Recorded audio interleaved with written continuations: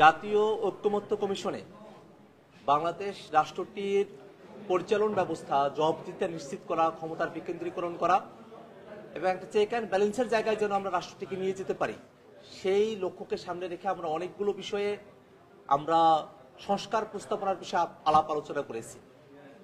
বাংলাদেশে বিগত অর্ধ শতাব্দী ধরে যে দলই ক্ষমতায় এসেছে তারা তাদের মতো করে বিভিন্ন প্রতিষ্ঠানগুলোতে তারা নিয়োগ দিয়েছে। অধিকাংশ ক্ষেত্রে দলীয় নিয়োগের কারণে প্রতিষ্ঠানগুলো দলীয়করণের মধ্যে পড়ে গেছে এবং সে প্রতিষ্ঠানগুলো আর জনবান্ধব থাকতে পারেনি। দলীয় নিয়োগ, দলীয়করণ এবং জনবান্ধব নয় এমন প্রতিষ্ঠান না করে আমরা যদি দলীয়করণের বাইরে এসে প্রতিষ্ঠানগুলোতে নিয়োগ কার্যক্রম সম্পূর্ণ করতে পারি, তাহলে সামগ্রিকভাবেই দেশের অগ্রগতি সাধিত হবে।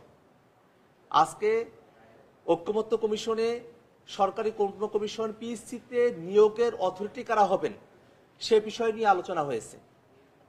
মোটা দাগে উপস্থিত রাজনৈতিক দলগুলোর প্রায় সব রাজনৈতিক দলই এই বিষয়ে একমত যে সরকারি কর্ম কমিশন পিএসসিতে নিয়োগ আগে যেভাবে শুধুমাত্র প্রধান নির্বাহী অর্থাৎ প্রধানমন্ত্রীর পরামর্শক্রমে রাষ্ট্রপতি নিয়োগ প্রদান করতেন, সে জায়গায় না থেকে একটা নিরপেক্ষ সরকারি দল বিরোধী দল সকলের সমন্বয়ে একটা সিলেকশন কমিটির মধ্য দিয়ে এই নিয়োগটা সম্পূর্ণ করা হবে। আপনারা সকলে জানেন যে গত বছর বাংলাদেশের শিক্ষার্থীরা যখন কোটা প্রথার বিরুদ্ধে তারা যখন আন্দোলনে নামলেন, ঠিক সেই সময়টাতেই প্রশ্ন ফাঁসের মতো একটা ঘটনাও সামনে চলে আসলো। পুরো বিষয়টাতে আমরা কিন্তু এটা জানি যে ভাইবা যখন হয় সেই সময়গুলোতে দলীয় বিবেচনায় প্রার্থী সিলেকশনের মতো ঘটনা বাংলাদেশে অতীতে ঘটেছে। সব সরকারের আমলেই এটা ঘটেছে।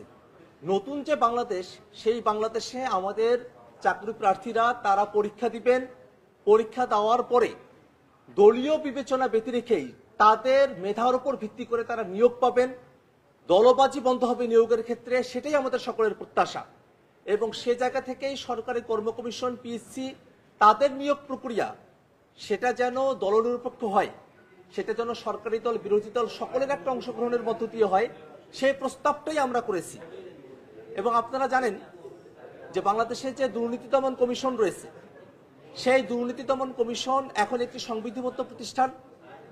দুর্নীতি দমন কমিশন সেটার নিয়োগও নির্বাহী কর্তৃত্বের অধীনেই সম্পূর্ণ হয়ে থাকে এবং তার ফলেই দুর্নীতি দমন কমিশন যার কর্তব্যের জায়গা ছিল, যারা ক্ষমতায় আছেন তারা কি কি জায়গায় দুর্নীতিগুলো করলেন সেটাকে ফাইন্ডিং করে সেটাকে নিয়ে এসে সেটা একটা বিহিত করা, সেটা না করে তারা বরং বিরোধী দলের উপরে খড়গহস্ত হওয়ার মতো প্রতিষ্ঠানে পরিণত হয়েছিলেন।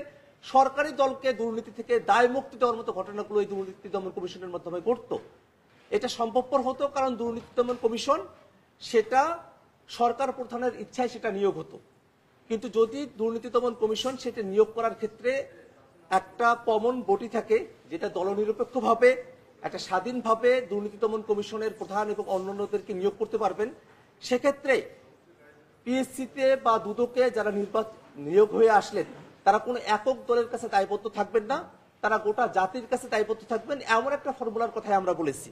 এবং একই সাথে একটা জিনিস মাথায় রাখা প্রয়োজন, পিএসসিতে নিয়োগ কিভাবে হবে সেটা বর্তমান সংবিধানের 138 অনুচ্ছেদের মধ্যে বলা আছে যে রাষ্ট্রপতি নিয়োগ প্রদান করবেন। এবং আমরা সকলে এটা জানি যে রাষ্ট্রপতি আসলে প্রধানমন্ত্রীর পরামর্শক্রমেই নিয়োগগুলো দিয়ে থাকেন। এই কথাটা কিন্তু অলরেডি